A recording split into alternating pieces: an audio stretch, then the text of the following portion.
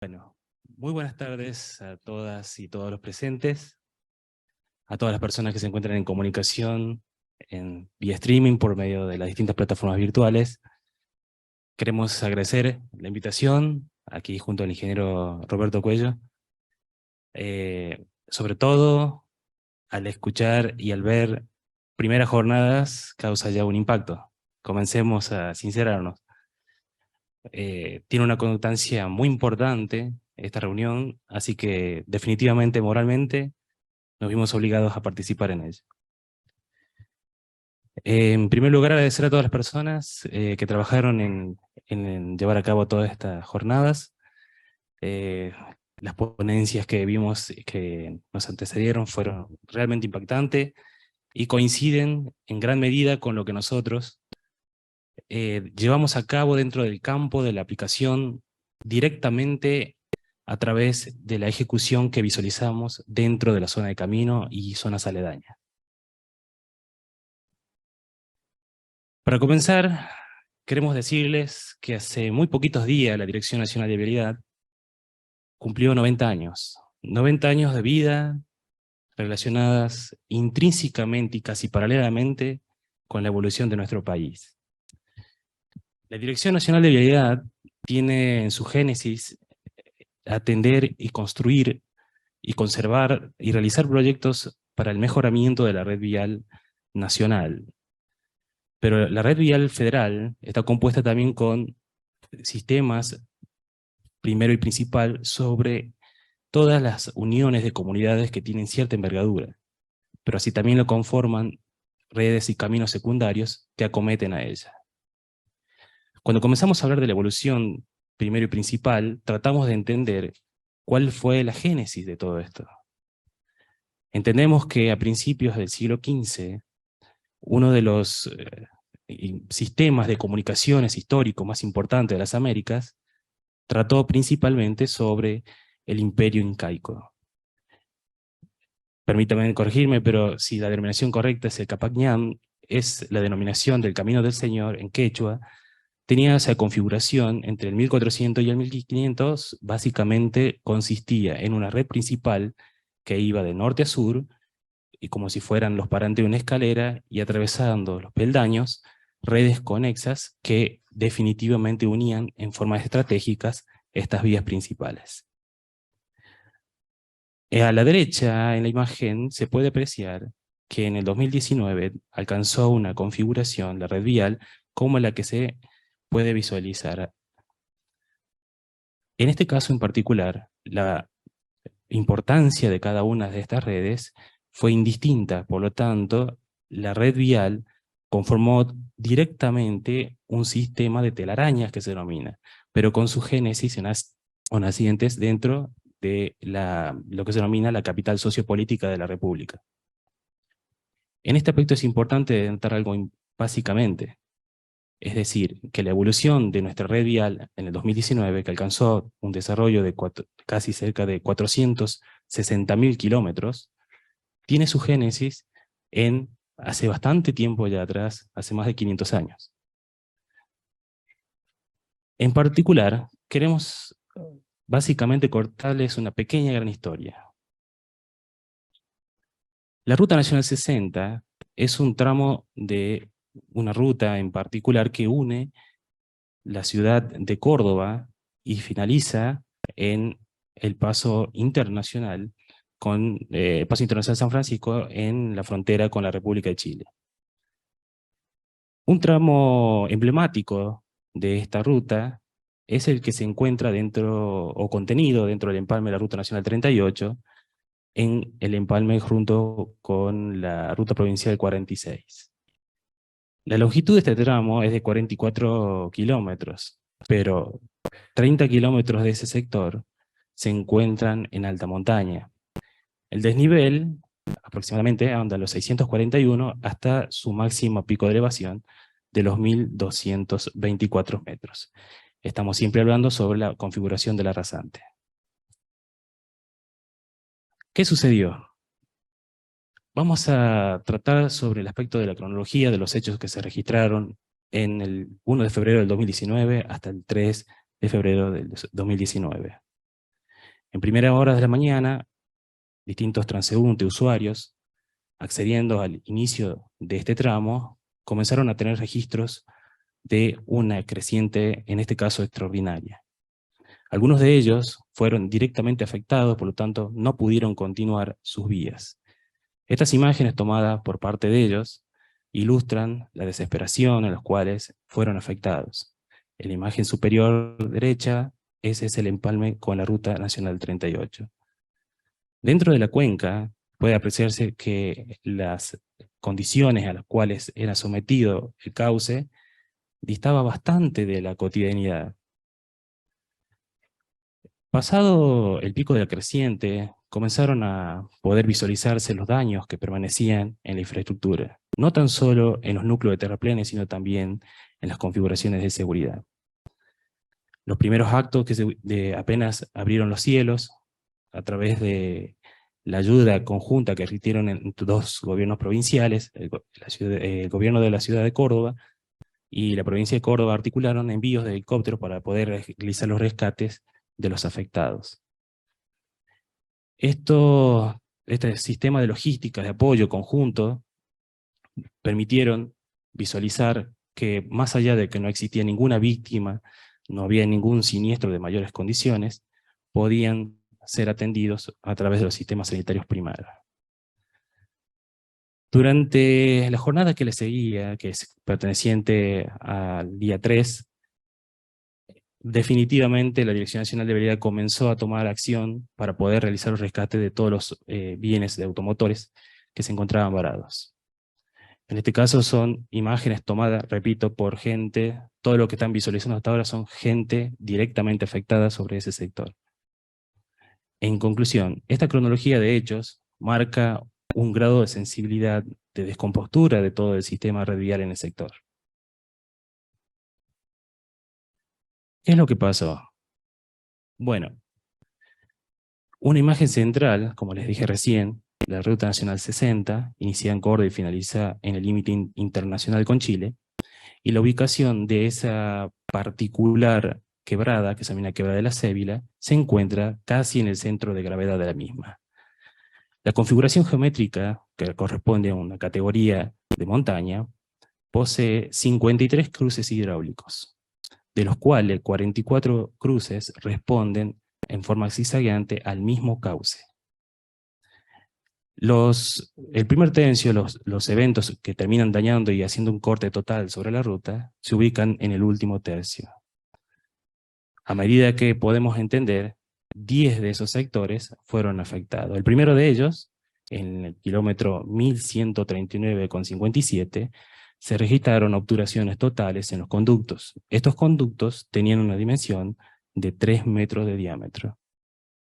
Además de eso, los sistemas de protección de los mismos, las embocaduras, que son las cabezales de hormigón, tuvieron una destrucción total de las alas y giros parciales y totales a través de las deformaciones por hundimientos diferenciales.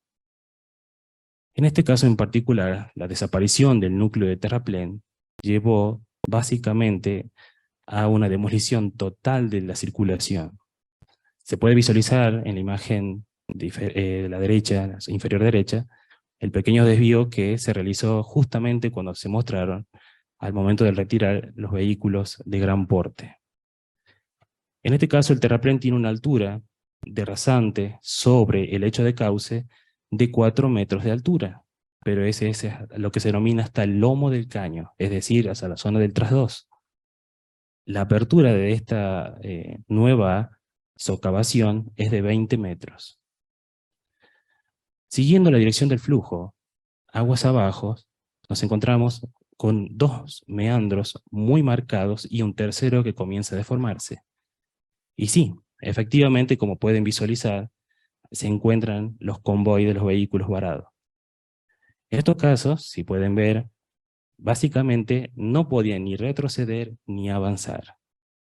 Definitivamente, en este caso, el alteo que se logró sobre los diseños terminaron propiciando como una plataforma de salvataje en todos los momentos de la creciente. Los videos que se registran por los afectados se encuentran justamente sobre una de esas laderas.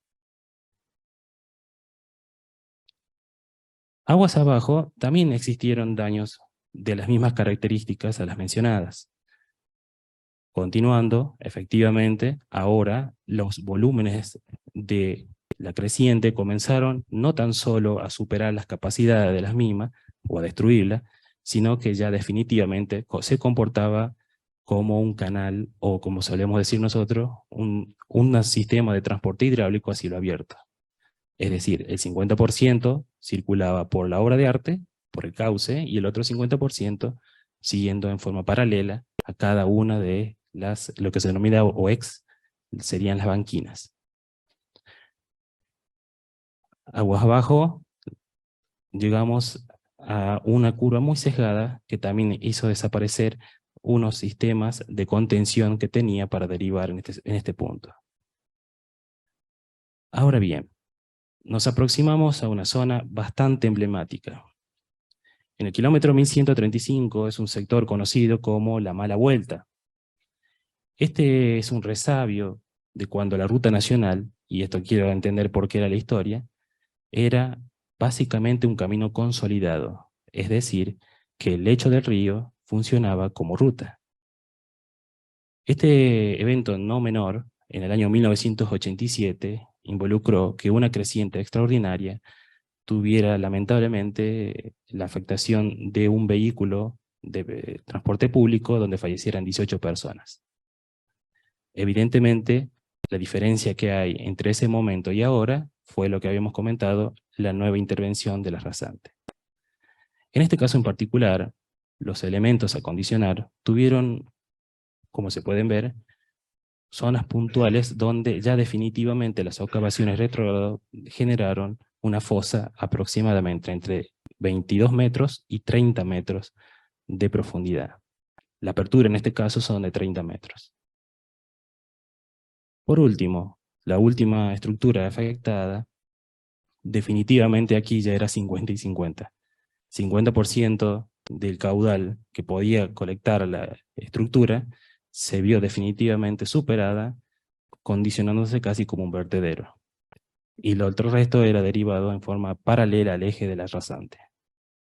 Ahora bien, ¿cuáles fueron las condicionantes para tratar de hacerlo? La primera etapa consistió, entonces, en ejecutar todos los procesos y las tareas necesarias para brindar una solución de paso transitorio a todos los vehículos que demandaban el uso de esto. ¿Cuáles eran? Los servicios de emergencia, servicios sanitarios, las empresas de logística y el transporte público en general. La segunda etapa consistía básicamente en recopilar los análisis propios que habían servido como antecedente para ejecutar la obra original. Después, hacer una interacción de simulación en todos los sectores y por último, hacer una evaluación de alternativa para ver si era viable o no ejecutar una obra. En la primera etapa, el ingeniero Roberto Cuello es una de las personas más sabias que puede dar con fe ciega casi, por así decirlo, que él estuvo totalmente la intervención en ese sentido en este punto. Así que le cedo la palabra a él. Muchas gracias. Bueno, gracias por la invitación. También le agradezco a Jorge porque muchas veces la gente de mantenimiento vial no tiene la posibilidad de exponer todos los trabajos que hacemos. Y lo que me pidió Jorge es que comentara un poco sobre la experiencia de lo que tuvimos que hacer en la Cébila, siendo que por lo general la sección mantenimiento vial se la conoce por tareas como las tareas comunes de la sección mantenimiento vial son bacheo, desmalezamiento manual, sellado de fisuras, calzado de banquinas. Pero hay otras tareas que tienen que ver con esto, que es las tareas de prevención. Limpiezas de cauces, hacemos obras de armado de gaviones, que las trabajamos con proyecto, y me toca vivir desde el año 2015 que estoy en mantenimiento, muchas tareas de emergencia. Entonces, no es solo mantenimiento vial, sino que hay tareas de prevención y emergencias que nos vienen pasando todos los años.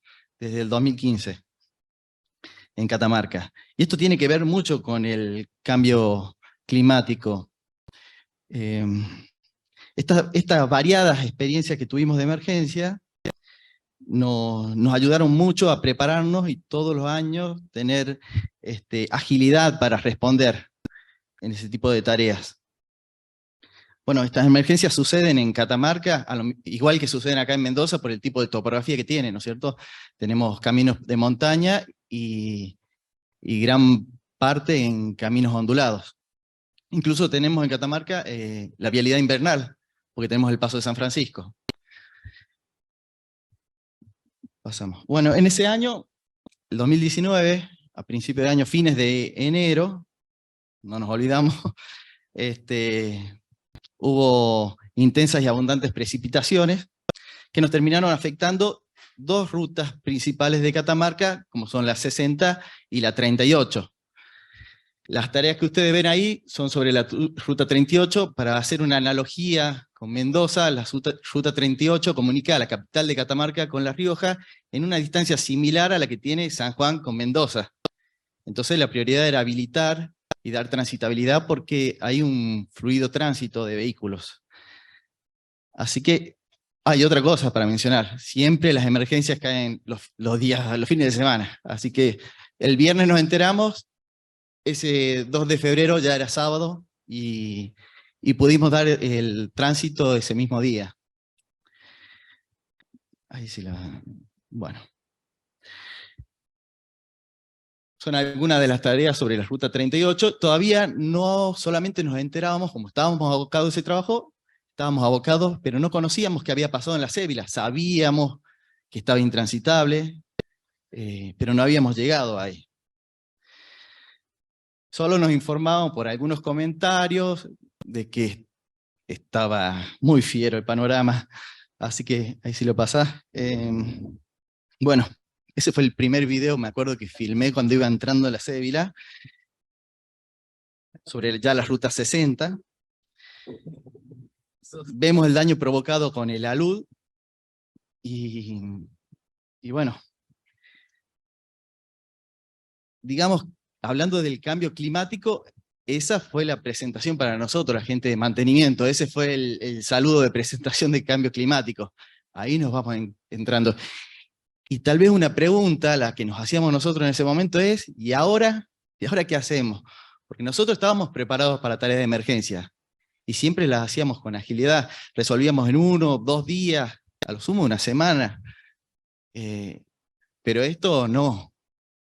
Este tipo de problemas que mostró ya en los videos Jorge, iba a demorar bastante, así que, bueno, empezábamos a pensar, se hablaba inclusive de esto para ponerlo en buena forma, iba a demorar unos 3, 5 años. Y empezábamos a hablar de una variable que es el tiempo, ¿sí? Este es un plan de desvío vehicular, lo que ven en naranja es el tránsito que estaba clausurado por Acévila. Tenemos al sur La Rioja, San Fernando Valle de Catamarca, y el desvío para llegar, ahí lo ven arriba, Andalgalá y Pomán, que son dos localidades importantes de Catamarca, se le sumaban unos aproximadamente 150 kilómetros para poder llegar. Así que ya empezaba el malestar de la gente, de los comerciantes, empezaba a tener mucha importancia la variable tiempo, y con el factor de la gente. Porque la gente de mantenimiento le pasa que no está en la oficina, sino que está afuera. Entonces, la gente se acerca, pregunta, escucha, y las respuestas son inciertas. Entonces uno está muy cerca de la gente y va escuchando y siente ese malestar, la preocupación. Bueno, a ver. Como les decía, se amplió en 200 kilómetros. Entramos y empezamos a pensar cómo lo íbamos a hacer con mantenimiento. ¿Y por qué con mantenimiento? Teníamos un apuro, que era el factor tiempo. Nosotros sabemos que si queremos hacer un proceso administrativo de licitación pública, la demora por lo menos es de 5 meses solamente en lo que es los plazos legales.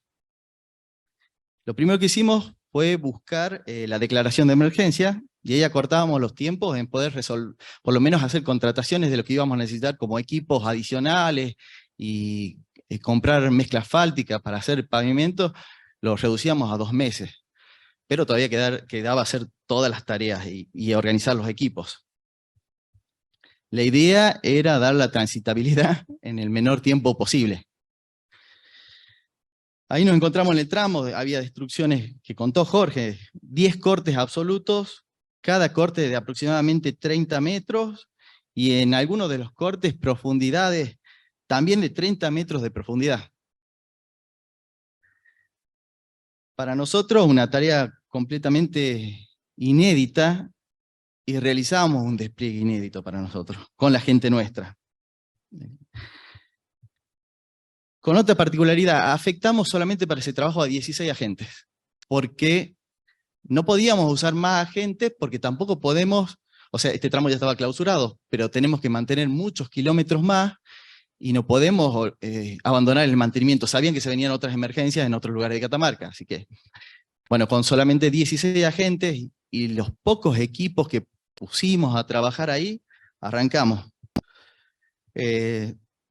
Armamos grupos de trabajo para no parar de trabajar, ni siquiera los fines de semana. Hubo muy buena predisposición de la gente, esos son algunos de los equipos. El personal, en el video anterior, es cómo organizábamos la gente para que pudiéramos trabajar todos los días y se fueran turnando y tuviéramos un buen aprovechamiento del equipo vial. Fue importante esa planificación y, como les conté, la predisposición de la gente. Por lo menos teníamos que tener 8 agentes trabajando sin parar. Esas eran algunas de las premisas de lo que era mantenimiento, o sea, bacheo, que a veces se nos reconoce por eso. Tuvimos que construir un campamento móvil en el medio de la cédula con 3 casillas que pueden soportar 4 agentes cada casilla, ¿sí? Y ahí empezamos con las tareas. Para no cansarlos, están algunos de los números de las tareas que hicimos. Un movimiento de suelo de casi 300.000 metros cúbicos, ¿sí? Eso para las tareas de relleno de erosiones, la limpieza de alcantarillas, recuperación de taludes. Tan solo en lo que es la limpieza de cauce de río y movimientos de suelo sumaron unos 90.000 metros cúbicos. Eso de material removido, ¿sí? También la construcción de desvíos para el tránsito de nuestros equipos a las zonas inaccesibles, que en un principio teníamos que, en el primer planito que le mostraba de desvío, teníamos que dar toda la vuelta e ingresar por Las Riojas. Del lado de Catamarca estaba muy complicado, porque era el sentido del agua y estaban las mayores erosiones, así que... Bueno, tuvimos que contratar equipos adicionales, que es lo que le hablaba de contratación directa, tareas de administración.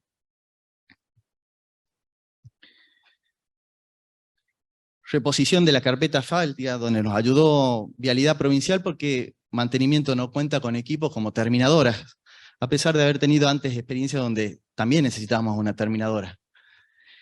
Entonces ya lo empezamos a tener en cuenta de que vamos a necesitar para algún momento este tipo de equipos. Compra de los materiales para hacer la carpeta asfáltica, ¿verdad? Prácticamente el 70% de las barandas de protección quedaron retorcidas, así que hubo que cambiarlas, desaparecieron, se las llevó la luz. Todo el señalamiento vertical y casi todo el señalamiento horizontal.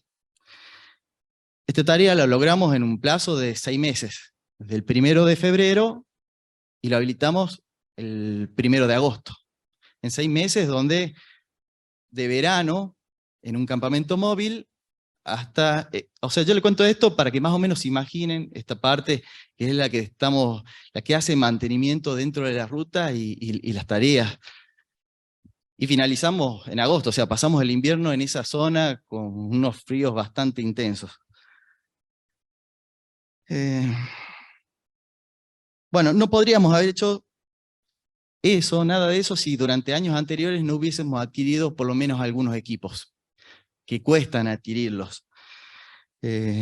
y no se hubieran articulado las formas de adquirir no solamente los equipos, sino personal capacitado, que hoy en día está bastante complicado en los últimos tiempos de que podamos hacer ingresar a vialidad el personal. Pero creo que este tipo de tareas son las que lo justifican, de la actuación rápida. Y sí agradezco que en momentos como este podemos mostrar un poco este tipo de tareas, ¿sí? Otra cosa para tener en cuenta es que con todas las exposiciones que vimos del cambio climático, estoy seguro de que esto, aparte que no es solamente que se va a continuar el tiempo, sino que con el tiempo se va a agravar. Por lo tanto, es necesario continuar y apostar a que Vialidad siga adquiriendo más equipos y más personal para poder realizar esta tarea de una manera diligente. Así que, bueno, es contarle un poco eso. ¿Sí? Los dejo con Jorge. Muchas gracias. Bueno, gracias Roberto. ¿Se acuerdan que le había comentado que había una segunda parte? La segunda parte comenzó primero y principal con una recopilación de qué es lo que había pasado. En uno de esos sectores de los trámites que realizamos, básicamente se entablaron comunicaciones con el Ministerio de Seguridad de la provincia a través del Servicio Nacional del Manejo del Fuego. Se involucraron una serie de datos satelitales donde se pudieron trazar historias de incendio en ese sector. Los frentes de incendio venían degradando en toda la macrocuenca desde el año 2003. Son los primeros datos con los que contaban. El acumulado general de todos esos sectores, lamentablemente, hacían que el suelo en general comenzara a entrar en una especie de círculo vicioso en la degradación misma de la biomasa. Por lo tanto, la regeneración en cada ciclo, en cada verano, tendía a ser mucho más lento. Estos aspectos que le acabo de comentar, para no extendernos demasiado, porque sé que están un poco cansados, le hicimos la versión corta, pero hablando con especialistas y investigadores también relacionados con la parte ambiental, especialmente en el CONICET, nos dijeron que a la saliente de este tramo en particular, que responde al ahora llamado el Salar del Pipanaco, es un sector, un valle aluvial, donde en los últimos 150 años existía uno de los bosques más grandes de algarrobo rojo. Es decir, la industria maderera propicia para poder ejecutar uno de los sistemas de infraestructura más importantes que tiene este país, que es el sistema férreo, explotó durante casi 80 años, en forma indiscriminada, uno de los bosques nativos más importantes. Ese efecto tuvo una especie de recirculación, una autodegradación. La biomasa que existía sobre la superficie comenzó definitivamente a entrar como les dije recién, en un ciclo y una espiral descendente en las capacidades. La radiación UV, ustedes saben que la latitud de Catamarca es bastante alta, por lo tanto los microorganismos que sirven para atender y acoplarse a los sistemas vegetativos definitivamente se ralentiza. Aparte de eso, la desecación de todo este sector, si lo pueden entender, es una zona de la cresta, como lo ven ahí en la red de drenaje, que dice ahí, existe una franja general que le llama línea, o una zona de área climática seca, y al lado sur una área climática húmeda. Estos condicionamientos hacen que definitivamente los frentes de tormenta lleguen hasta un cierto punto.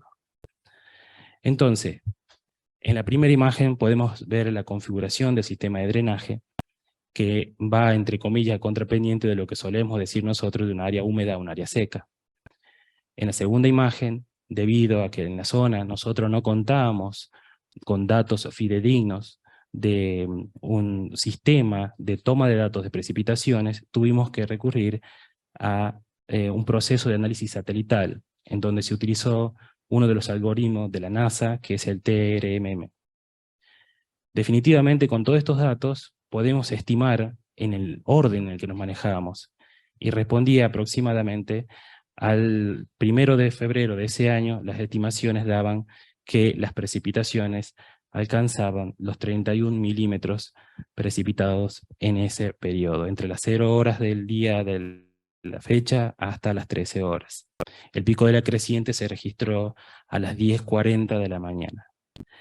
En la imagen número 3, bueno, se puede visualizar una captura del software de Libre, en este caso es la familia Hex, que luego de haber obtenido la tormenta de diseño con las distintas recurrencias, los cuales nos piden las normativas de Casa Central para 25 y 50 años, se estimaron en rango de 84 metros cúbicos por segundo.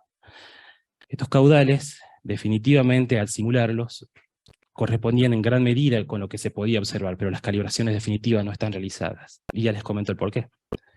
En la imagen número 4 es una captura de pantalla de un software que seguramente los hidráulicos ya lo conocen, que es el HI8, y que donde hicimos distintas soluciones de alternativo, familias de soluciones, se verificó que convenía ejecutar, teniendo en consideraciones todos los caudales de alcantarillas del tipo Culver Concrete, o sea, son alcantarillas rectangulares de 5 por 6 metros, todas realizadas en hormigón. Los grandes problemas que percibimos nosotros como los proyectistas fueron que los condicionamientos propios de los incendios, al depositarse sobre los sectores del cauce principal, no tan solo cambiaban el pH, lo alcalinizaban, sino que en algunos sectores la cantidad excesiva de carbono hacía que se transformara, algo que escuché por ahí y me parece muy bien, como una especie de permafrost. En verano los hundimientos eran bastante altos.